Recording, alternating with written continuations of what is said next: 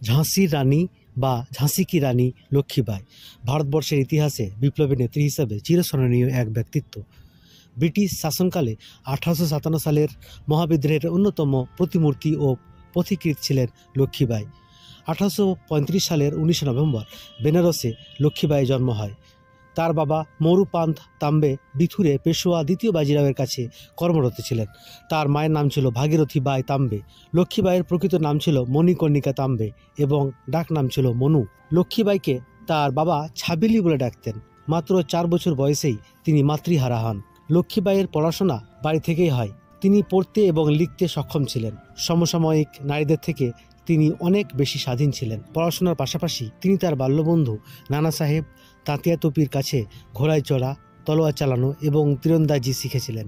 সমবয়সী অন্য মেয়েদের তুলনায় লক্ষ্মীবাঈ অনেক বেশি স্বাধীনচেতা ও দৃঢ় মানসিকতা সম্পন্ন।